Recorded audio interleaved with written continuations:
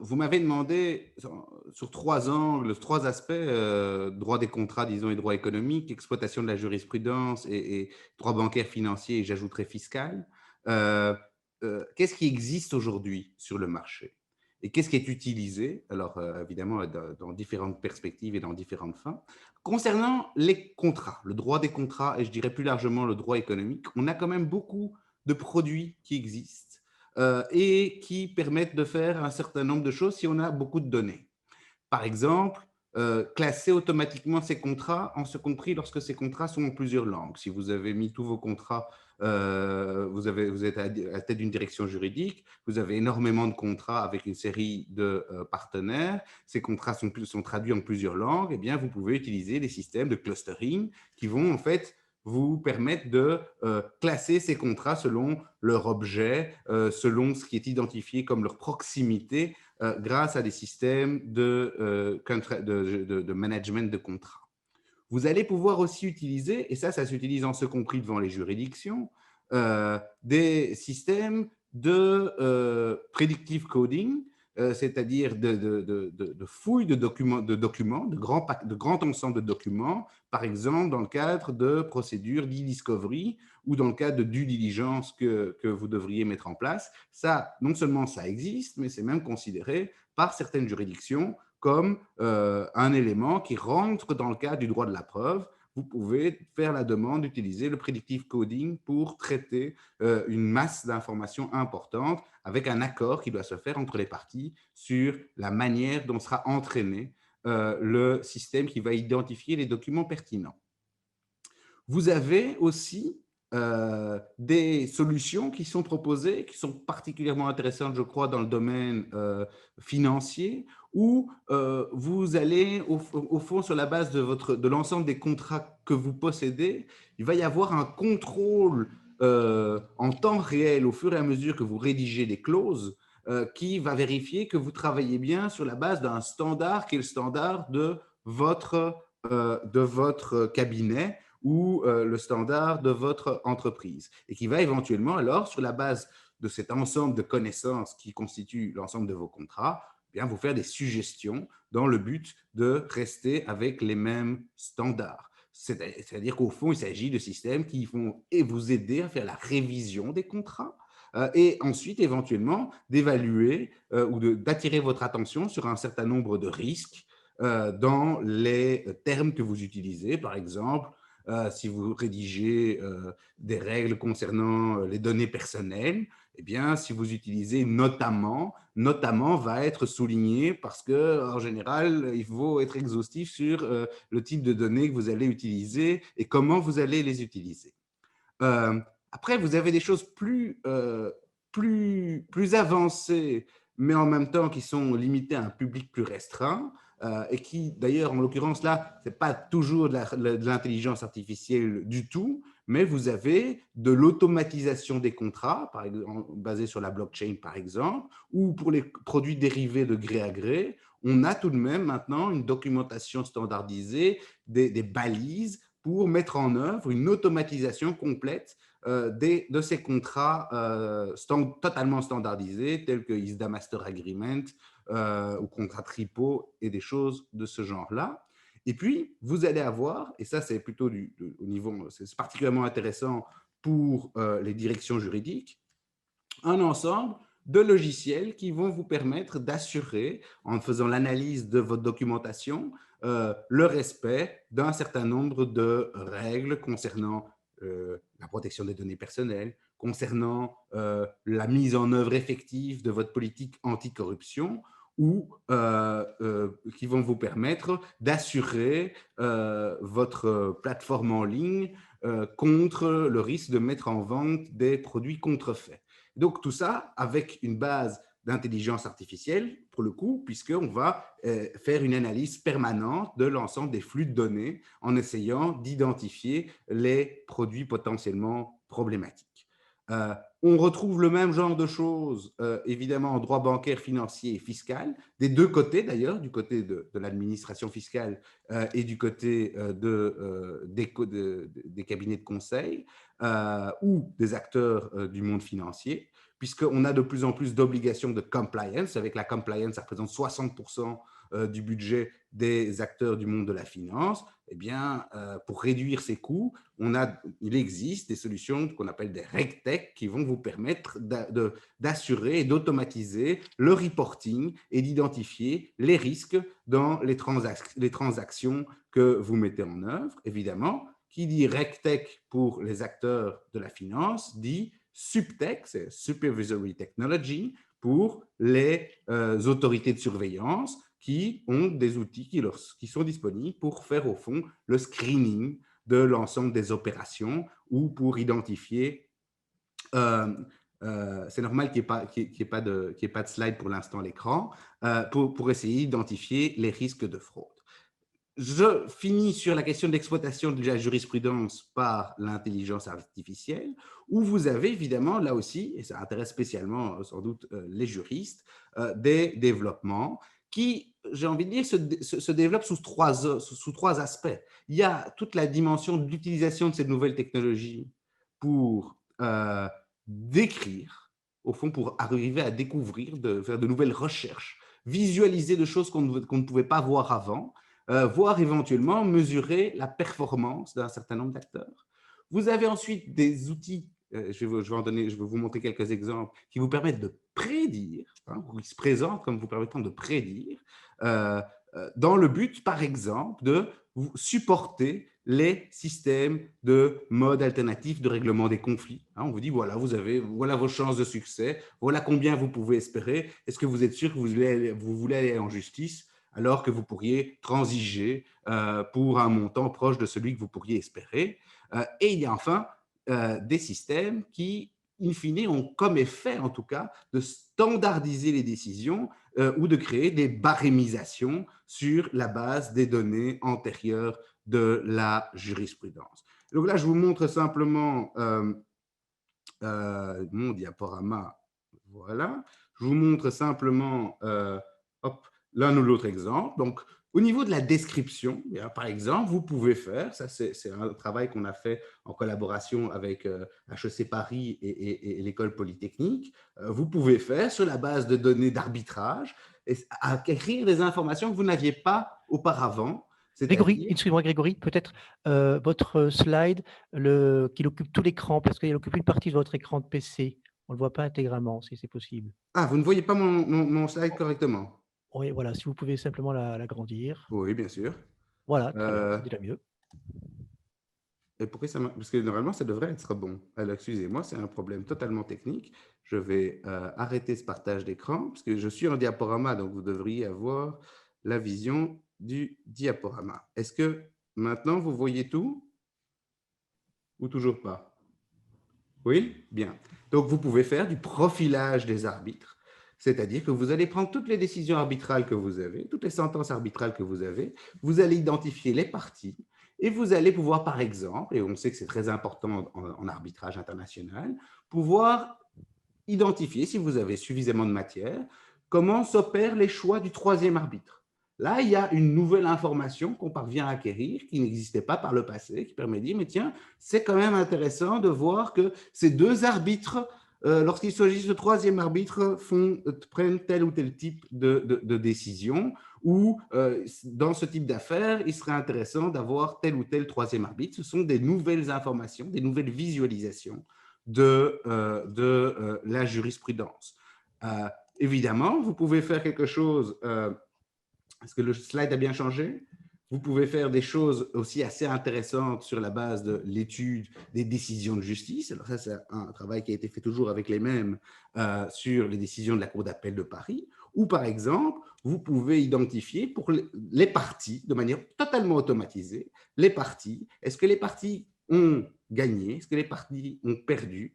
Et qu'est-ce que ça vous permet de faire de ça? Donc les points verts, c'est quand les parties qui ont introduit l'affaire ont gagné, et les points rouges, c'est quand ils ont perdu. Qu'est-ce que ça vous permet de faire? Ça vous permet, par exemple, d'avoir une idée de la difficulté de certains types d'affaires. Par exemple, vous voyez ici que vous avez certaines affaires qui sont regroupées ensemble parce qu'elles se ressemblent, parce que ce sont les mêmes articles du Code civil qui sont cités, et que dans certaines de ces affaires, eh bien, il y a beaucoup de points verts. Ça veut dire que ces affaires, peut-être, vous ne devez pas envoyer votre meilleur avocat pour aller les plaider parce que quelque part, ces affaires, elles sont généralement remportées. Alors que vous avez des affaires qui sont, des affaires qui sont beaucoup plus complexes où finalement on perd très très souvent. Et donc là, peut-être, ça vous donne une information sur la difficulté de ce type d'affaires-là. Évidemment, ces informations doivent être interprétées par des professionnels parce que ça ne veut pas toujours, il faut les remettre en contexte. Et par exemple, si vous avez une spécialité dans la défense des grands,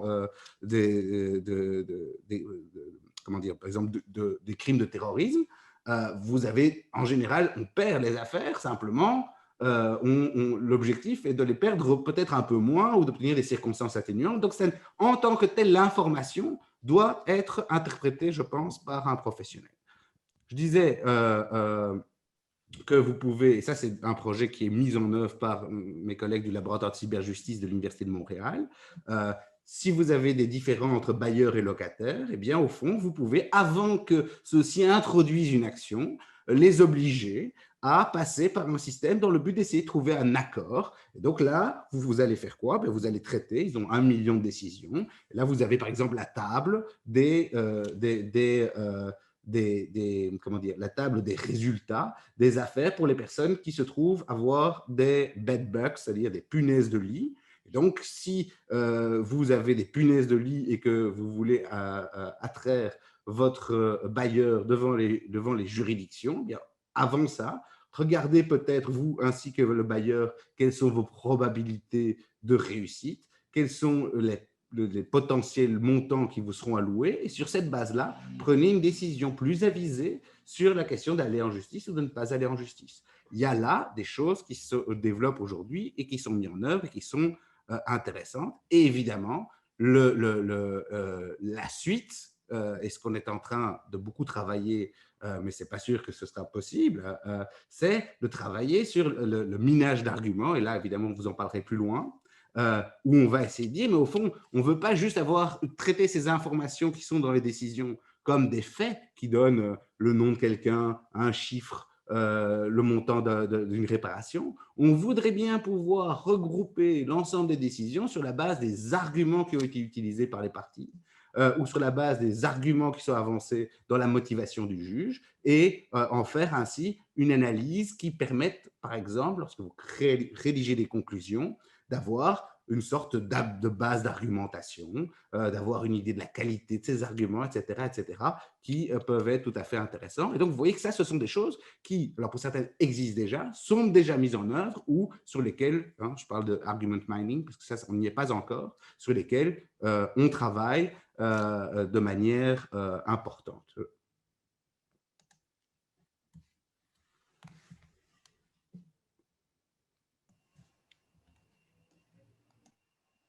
Vous avez fini, Grégory? Je vous remercie. Merci. Grégory, merci. Donc, nous avons quelques questions déjà. Cette utilisation de l'IA dans le domaine juridique, est-ce que l'on va vers plus de droits collaboratifs? Première question, d'après vous. Il semble que oui, d'après ce que vous dites. Mon point est de dire, vous avez là on a parlé à un moment donné beaucoup de ce qui pour moi est de la science-fiction, de dire il va avoir des juges robots. Moi, je crois que la tendance est plutôt qu'on va vider, d'abord on va vider les juridictions d'un certain nombre d'affaires en mettant des systèmes obligatoires de négociation préalable, de droit collaboratif, mais basés sur des informations. Et là, je pense qu'effectivement, il y a des mouvements qui se mettent en place, en particulier pour des petits conflits, qui sont des conflits sur des petits montants, et qui, d'ailleurs, bien souvent, n'allaient pas devant les juridictions dans le passé, et qui vont trouver là une manière d'améliorer le conseil qu'on peut donner à son client et d'avoir une base objective pour lui répondre. Donc là, effectivement, je pense qu'effectivement, si vous dites à votre client, mais vous savez, le maximum que vous pouvez obtenir pour ce genre de problème, c'est 400 $.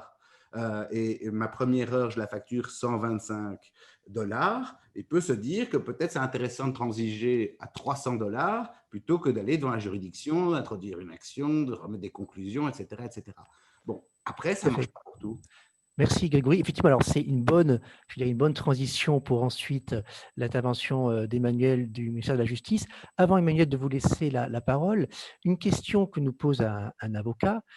Comment faire en sorte d'avoir des datas et d'exploiter des datas aujourd'hui présentes dans les structures des cabinets ou études de notaire d'ailleurs, hein. Comment en fait exploiter ces datas avec les contraintes de secret pro, par exemple. Donc les cabinets ont de la data, mais comment l'exploiter et comment concilier ça avec le secret pro?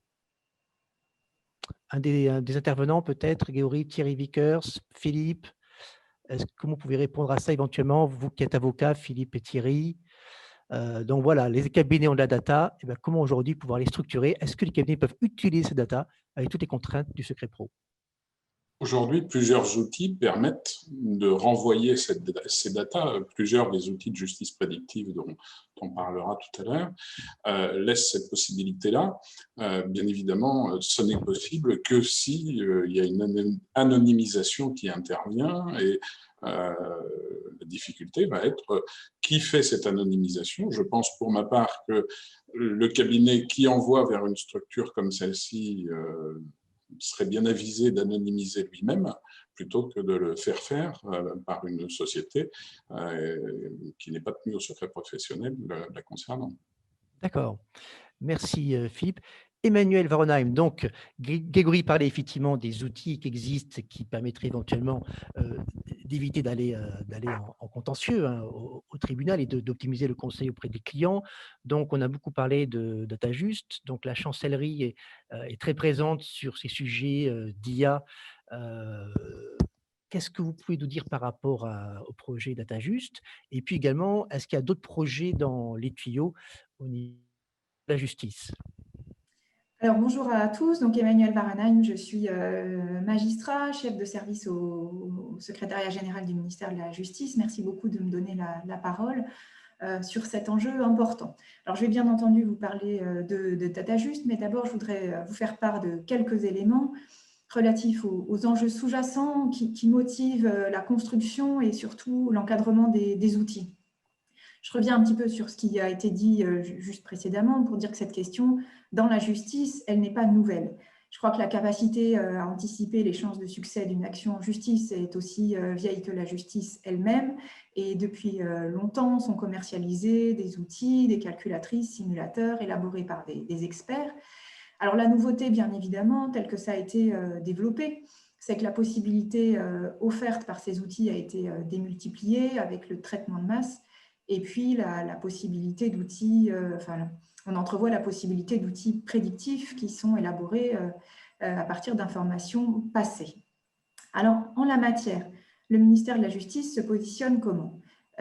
D'abord, le ministère de la Justice est conscient tout à la fois du potentiel de simplification du travail, de rationalisation des tâches pour l'ensemble des acteurs judiciaires, de l'assistance à l'analyse humaine, mais bien évidemment conscient aussi des risques importants de performativité en cas de confiance excessive, voire d'atteinte à des droits fondamentaux en cas de mauvais usage ou de biais. Donc le choix du ministère de la Justice, c'est d'accompagner le développement des outils pour offrir un cadre sécurisé. Le cadre d'ailleurs, il commence à être solidement fixé, mais je serai rapide puisqu'il y a tout un passage juridique tout à l'heure. Mais je souhaite quand même peut-être simplement dire que nous avons un cadre national qui est avec une législation contraignante en matière judiciaire, issue de la loi informatique et liberté, issue de la loi dite République numérique qui impose la transparence des algorithmes en matière judiciaire, et puis la loi de programmation et de réforme pour la justice qui qualifie de délit la réutilisation des données de magistrats ou de greffiers pour évaluer leurs pratiques professionnelles. Tout à l'heure, on parlait de profilage d'arbitres. Il n'y aura donc ni profilage de magistrats, ni profilage de greffiers. Au niveau européen, on est sur un cadre non contraignant avec la charte éthique, mais aussi, puisque vous me demandez l'action du ministère de la Justice, notre participation au sein du Conseil de l'Europe au comité ad hoc sur l'intelligence artificielle. Alors, j'en viens à DataJust, puisque c'est dans ce cadre finalement assez précis que s'intègre le principal projet du ministère de la Justice, DataJust. Quelle est sa genèse? Alors, c'est un projet qui a été conçu dans le cadre de la réforme de la responsabilité civile, qui prévoit la création au sein du Code civil d'un article qui porte création d'un référentiel indicatif d'indemnisation des postes de préjudice extra-patrimoniaux, donc en cas d'accident, de dommages, d'indemnisation de la victime.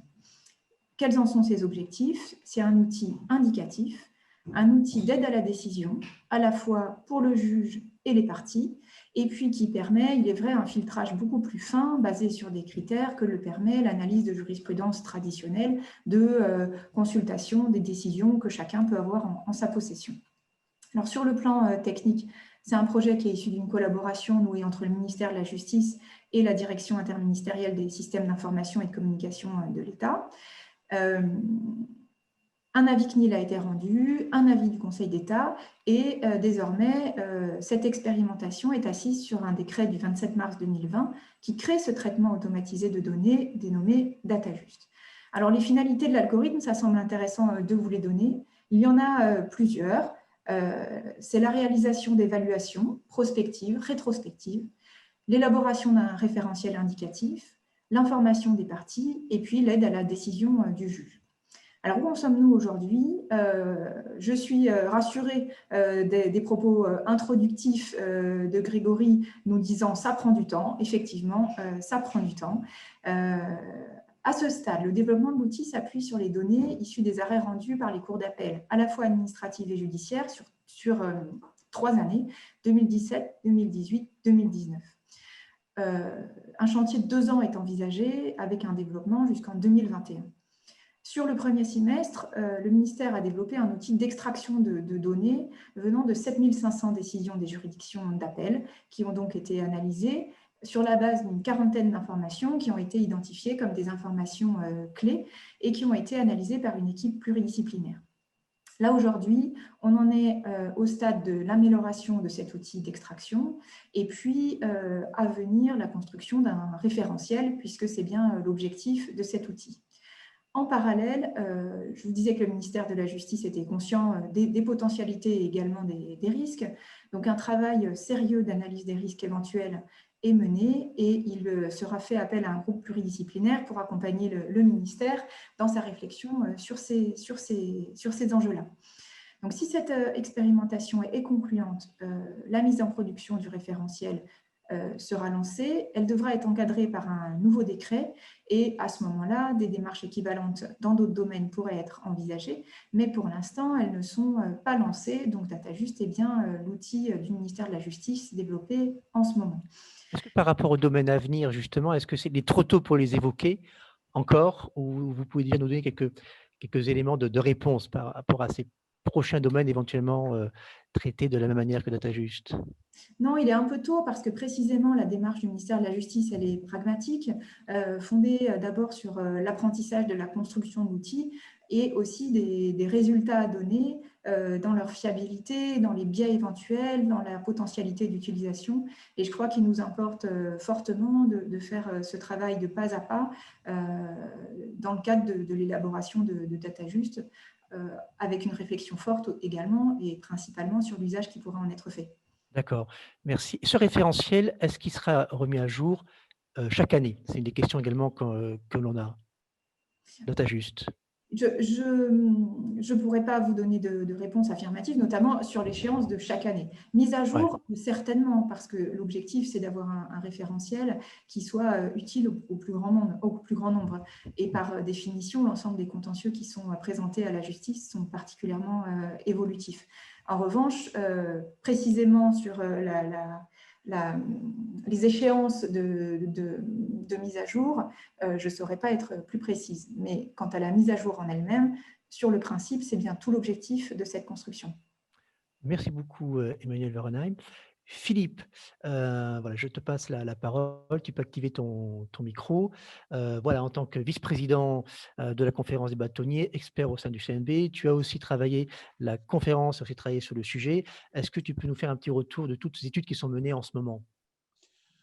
Oui, alors je vais faire un petit retour, mais un propos liminaire avant, tout de même, parce qu'on va parler de justice prédictive et de tout ce que l'on a pu tester.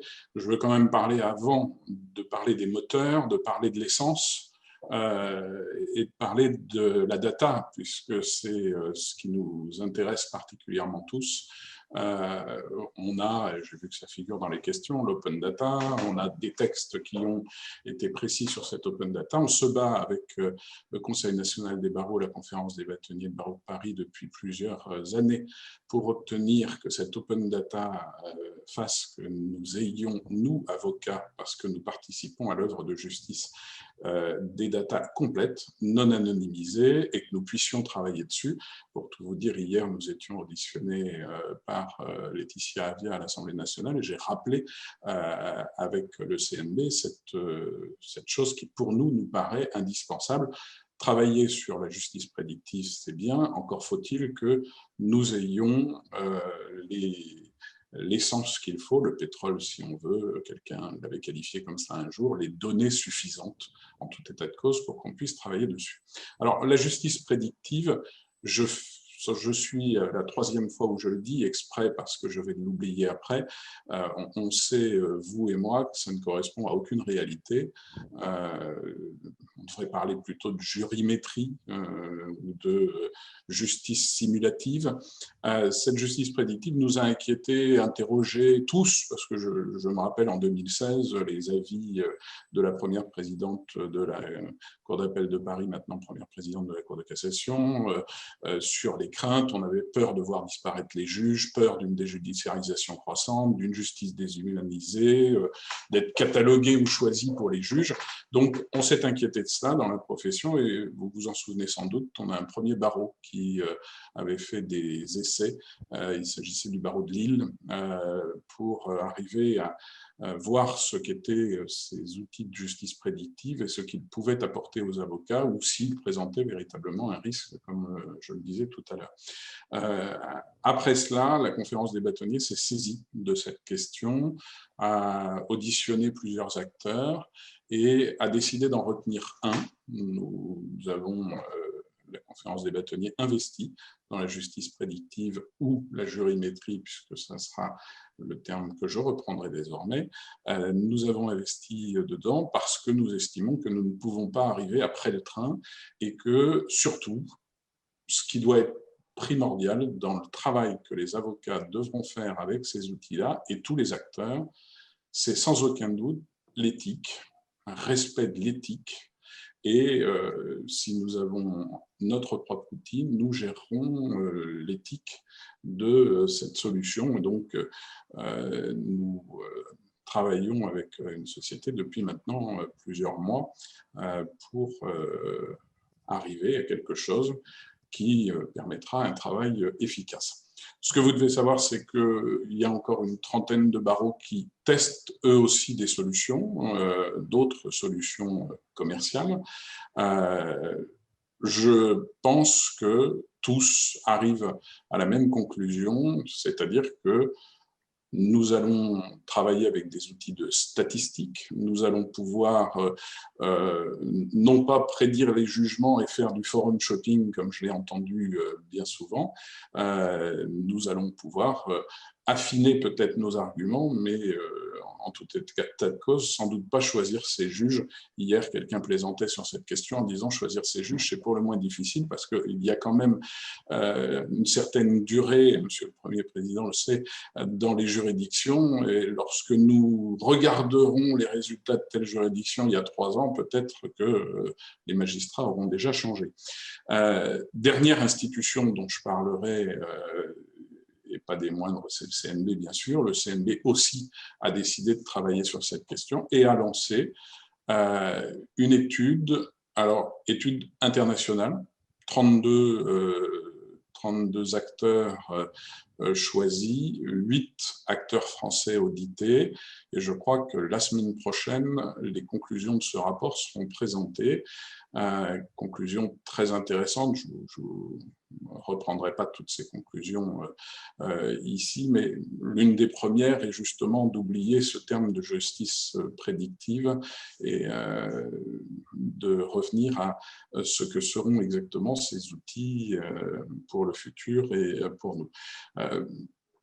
Moi, je pense, pour en finir là-dessus, et je répondrai aux questions qui se posent, hein, je pense que la profession a clairement pris en compte toutes les difficultés que ceci pouvait présenter. La profession a aussi un peu grogné pendant le confinement, parce que DataJust nous est arrivé en plein confinement, et je dois dire que c'était quand même pas idéal de nous présenter ceci sans nous en parler. En tout état de cause, ce que l'on peut considérer, c'est que la certitude qu'on peut avoir aujourd'hui, c'est qu'on ne sera pas disrupté demain, hein, et que c'est pas non plus tout de suite que l'on va être ubérisé. Les avocats peuvent être assurés, les outils existent, les outils seront très intéressants pour nous pour être dans une profession augmentée, mais pour autant, sans doute pas totalement remplacée. Merci Philippe. Alors, il y a plusieurs questions autour des risques qu'il y a derrière l'IA, les algorithmes, etc. Toute la partie risque, en fait, on va y revenir un peu plus tard. Je dis ça aux différents spectateurs. On va y revenir dans quelques minutes. Donc, vraiment, on va traiter ça, car il y a beaucoup de questions par rapport à ça. Par rapport à cette partie que l'on vient de voir, est-ce que parmi les intervenants, certains souhaiteraient compléter ce qui a été dit ? Non. Alors, oui. Grégory, pardon, votre micro. Oui, merci. Je voulais juste dire quelque chose par rapport aux réactions et à la position des barreaux, parce que je crois qu'il y a deux manières de voir, la manière de réagir. Il y a évidemment toute la dimension de s'équiper, mais ça, finalement, ça consiste à acheter, à tester, à choisir l'un ou l'autre logiciel commercial. Il y a un deuxième aspect, et au barreau de Bruxelles, c'est la direction dans laquelle on a été, qui a essayé, qui a été plutôt dans le sens d'essayer de favoriser des échanges plus nourris et plus construits entre les avocats, les ingénieurs, les informaticiens, pour qu'il y ait à un moment donné une compréhension et un langage commun qui puisse se construire dans le but d'adresser les bonnes questions par rapport à ce qui se déploie. Et je crois que ça, c'est vraiment pour les acteurs du droit quelque chose d'important. Et je pense que c'est aussi important pour les universitaires dans ce qu'on enseigne. On a des nouveaux outils qui utilisent beaucoup de statistiques. Nos étudiants et ensuite les avocats et les juges sont en général pas spécialement versés dans les questions statistiques ni dans les mathématiques. Et là, il y a peut-être quelque chose qui peut être fait aussi pour s'approprier un peu mieux les enjeux et pouvoir donc aussi critiquer les solutions qui sont présentées de manière pertinente. Voilà. Thomas, vous voulez prendre la parole avec votre micro. Thomas, allez-y, on vous écoute avec votre micro. Oui, bonjour à tous. Je voudrais apporter deux petites précisions.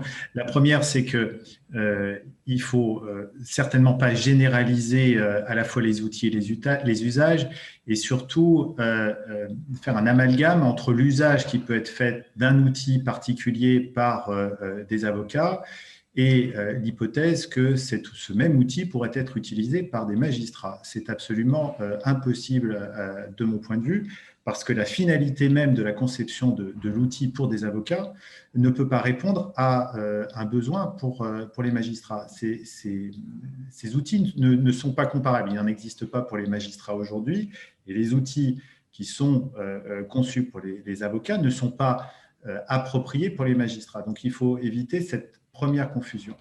La deuxième, la deuxième remarque que je voulais faire et qui se rejoint à la première, c'est que le décret sur DataJust prévoit, alors c'est l'article 1er quatrièmement, l'information ou la documentation des juges appelés à statuer sur des demandes d'indemnisation des préjudices corporels, qui dit bien qui implique qu'il ne s'agit pas de se substituer au juge. Il s'agit simplement d'apporter des éléments statistiques, des éléments d'information sur des pratiques par rapport à un référentiel, mais certainement pas de substituer ces données statistiques à la capacité du juge à discriminer à la fois les arguments de droit et les arguments de fait qui permettent de se prononcer sur une indemnisation, puisque c'est l'un des objectifs premiers du décret DataJust. Voilà ce que je voulais dire. Très bien. Merci beaucoup. Alors, une question, peut-on utiliser dans le cadre du droit français un algorithme créé et basé sur une plateforme étrangère? Ou il faut absolument que ce soit franco-français, que l'environnement soit uniquement franco-français? Pas de réponse particulière par rapport à cette question? Oui, Thomas, Alors, c'est Xavier aussi. Oui. Oui, je pense que c'est une question trop générale puisque ça va dépendre d'abord du lieu de traitement et de la conformité avec le RGPD et la législation applicable. Il y a des obligations sur la collecte de ces données, sur leur traitement et sur le transfert de ces données. Donc, je pense que le transfert hors Union européenne de ces données aujourd'hui est impossible. Le transfert de ces données au sein de l'Union européenne est envisageable, mais à condition effectivement de respecter déjà l'information des personnes concernées et d'avoir des garanties sur l'utilisation de ces données. D'accord, merci. Xavier, Thierry, vous vouliez compléter. Xavier, je vous laisse la parole. Ensuite, Thierry. Oui, bonjour. Peut-être en introduction à ce que je dirais tout à l'heure, il faut peut-être pour les non-juristes rappeler juste que dans un procès, ce sont des arguments qui sont présentés par un avocat, qui sont soumis à un juge et que ces arguments seront ou non retenus. Donc à la question de savoir si à l'appui d'arguments, on peut utiliser tel ou tel algorithme chinois, péruvien ou japonais, c'est juste la question de la pertinence. Donc, ce n'est pas le produit ou la nationalité de l'algorithme qui sera considéré au-delà d'une fraude éventuelle ou d'une infraction pour obtenir des données. C'est plutôt la question de la pertinence. Donc, la nationalité n'a pas d'importance, n'a pas de pertinence. C'est juste de savoir si l'avocat saura convaincre son juge qu'en utilisant tel ou tel produit, tel ou tel algorithme, tel ou tel argument, eh bien, ce juge doit lui donner raison. Donc, la question doit plutôt être vue d'un aspect à la fois pratique et puis de la finalité même d'un argument statistique ou autre qui est à l'appui d'une demande particulière. Merci Xavier. Thierry, avant d'aborder la troisième partie qui va traiter des perspectives de l'IA demain, Thierry, tu souhaitais compléter les propos qui viennent d'être dits? Oui, je voulais surtout réagir à une notion qu'a évoquée Thomas, un outil pour les juges. Car un outil pour les juges, un outil d'intelligence artificielle, est à mon sens de nature à déséquilibrer totalement le procès tel qu'il vient d'être d'ailleurs décrit par le président Ronsin, c'est-à-dire un juge qui délibère sur les arguments qui sont présentés à lui par les parties.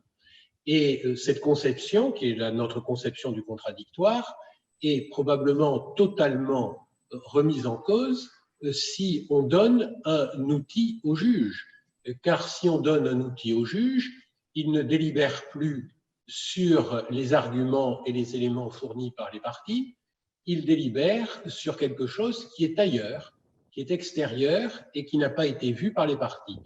Et donc, le concept même d'outils d'intelligence artificielle à destination des juges me paraît paradoxal, ou en tout cas ne pas pouvoir être compatible avec notre concept du contradictoire, et c'est probablement un sujet qu'il faudra à un moment donné traiter. Le président Ronsin nous rappellera tout à l'heure, je pense, qu'un outil avait été présenté et utilisé à la Cour d'appel de Rennes, mais comment cet outil peut-il être mis entre les mains du juge sans que les parties sachent et puissent l'utiliser? Effectivement, on va revenir dessus tout à l'heure. Philippe, tu voulais compléter? Oui, oui, pour compléter le propos de Thierry, c'est vrai que c'est un vrai problème d'égalité des armes et on n'arrête pas de le rappeler. Et c'est justement pour ça qu'on revendique une base identique à celle utilisée par les magistrats. Rien ne justifie que l'on puisse avoir une autre arme qu'eux dans le cadre du procès qui reste quand même contradictoire et égalitaire. Emmanuel, vous voulez aussi intervenir? Oui, parce qu'il me semble que ce qui vient d'être dit, c'est absolument fondamental et que, en tout cas, dans le cadre des réflexions actuelles du ministère de la Justice, on est bien sur non pas un outil à destination des juges ou des magistrats, en tout cas, mais en tout cas sur l'idée d'un référentiel qui soit public. la notion de contradictoire est fondamentale à notre justice et on est bien en train de parler d'outils partagés. Alors, encore une fois, on a devant nous des débats sur le sujet.